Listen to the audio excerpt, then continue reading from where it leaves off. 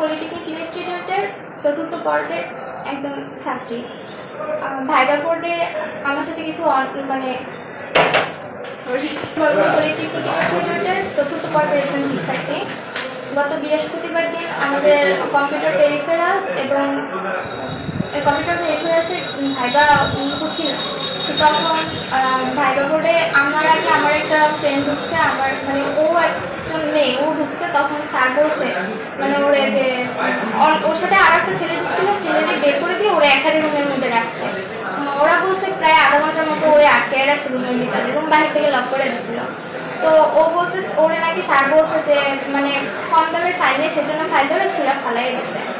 তো তারপরে ও ফাইলা বাড়ায় না স্যারের সামনে রাখছে। এরপরে স্যার বলছে যে তোমার তো বিয়ে হয় না, তাহলে তুমি রাত্রি কি করো, তোমার তো জামাই নেই, এভাবে ওরা বলছে। তো যখন বের হয়েছে, বের হয়ে এসে আমাদের সাথে শেয়ার করছে স্যার আমার এভাবে বলছে। তো ওইটা আমাদের কাছে একটু খারাপ লাগছে যে স্যার হয়ে কীভাবে একজন শিক্ষার্থীরা এরকম কথা বলে। তারপরে আমি তো অসুস্থ ছিলাম, এর জন্য স্যারের কাছে আমি রিকোয়েস্ট করা হয় যাতে স্যার একটু আমার ভাইবাটা আগে নিয়ে আমার আগে ছুটি দিয়ে দেয়, কিন্তু স্যার আমাদের নেয় নাই। পরে যখন আমার সিরিয়াল আসে আমি যাই, তারপরে আমি একটা জব কম লিখছিলাম, এই জন্য আমার জবটা ফেরত দিয়ে দেওয়া হয় যে ওটা পুরোপুরি লিখে তারপর যাতে আমি তার কাছে দিই। স্যারকে আমি অনেক রিকোয়েস্ট করছিল স্যার আমি আজকে অনেক অসুস্থ, আমি মানে পরের দিন দিয়ে যাই। স্যার আমার কথা শুনে না, স্যার বলছে আজকেই দিতে হবে এবং সবার ছুটি তুমি থাকবা, এটা জমা দিয়ে তারপর তুমি যাবা। আমি বললাম আচ্ছা ঠিক আছে। দেন আমি বের হয়ে আসা আবার লিখা পরে নিয়ে গেছি। তখন আমি একাই গেছি, দরজা বাহির থেকে লক করে দিচ্ছে। ভিতরে আরাফাত স্যার এবং রেবান স্যার ছিল। তো আরাফাত স্যার বলতেছে আমার তুমি তো মানে রেবান স্যারের কথা বলতেছে যে তুমি স্যারের সাথে যোগাযোগ রাখো। আমি বলছি না স্যার, স্যারের সাথে কি যোগাযোগ রাখবো। পরে রেবান স্যার বলতেছে না ওর সাথে কোনো যোগাযোগই রাখেন না। পরে তারা দুজনেই বলতেছিল যে স্যারের সাথে আমি যোগাযোগ কেন রাখি না, বা স্যারের সাথে আমার যোগাযোগ রাখা উচিত। তো আমি বলছি যে আমি কি যোগাযোগ রাখবো, মানে সেভাবে কিছু বলে না। বলছে এরপর বলছে যে যোগাযোগ রাখবা, তোমার কি সরকারি চাকরি করার ইচ্ছা আছে? পরে আমি বলছি হ্যাঁ স্যার আছে। আমার কাছে যদি ইচ্ছা থাকে তাহলে যেভাবে বলি সেভাবে তুমি কাজ করো, আমার সাথে যোগাযোগ রাখতে হবে, আমার সাথে যোগাযোগ রাখবা। এরা অনেক পরিচিত সরকারি চাকরিজীবী আছে, যোগাযোগ রাখতে পারে। আমি বললাম আচ্ছা। এরপর বলছে তোমাদের বাসায় এখানে আমাকে দাওয়াত দেবে। আমি বলছি আচ্ছা ঠিক আছে। পরে বলছি ভয় পাইছো? আমি বলছি ভয় পাওয়ার কি আছে, বলছে যদি ভয় পাইয়া থাকো তাহলে সমস্যা নেই, আমরা একদিন বাহিরে পার্টি করি একসাথে, চলো।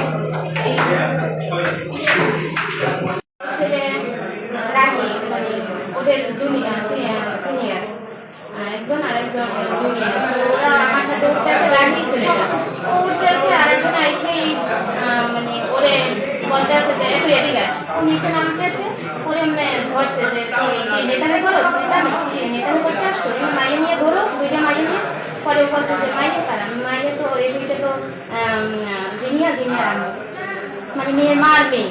তো উঠেই বলে মানে এটা কেমন কথা, তুই ওদের সাথে ঘুরে বা ধরেই ওদের মায়ের প্রথম একটা লাঠি গেছে। পরে আমি সামনে দিয়ে দাঁড়াইছি যে থামো, কী হয়েছে, আমি দেখতেছি বিষয়টা কী হয়েছে, কি আমি তো এখানে আসি।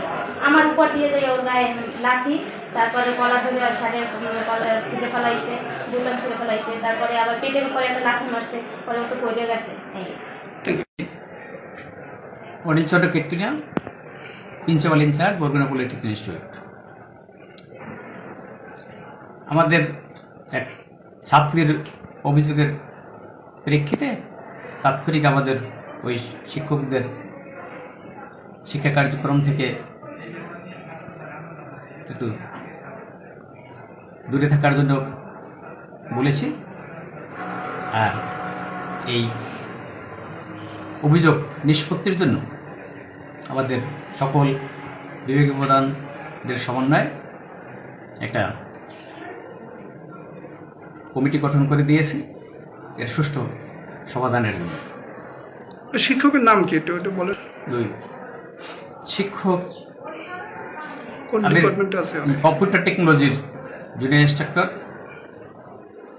তার নামই ওই মানে একটা ভিডিওতে শোনা গেছে, সাথে এখন ওই ছাত্রীর আরও একজন শিক্ষকের নাম বলেছেন, আরফাতুর রহমান, কম্পিউটার টেকনোলজির সেও কত কর্মদিবসের মধ্যে নোটিশ আপনার এই 3 কর্মদিবসের মধ্যে এর তদন্ত ওই প্রতিবেদন যে ভিকটিম যে অভিযোগটা করছে সেটা কি একটু আমাদেরকে বলেন, সে লেখছে কি সেটার মধ্যে?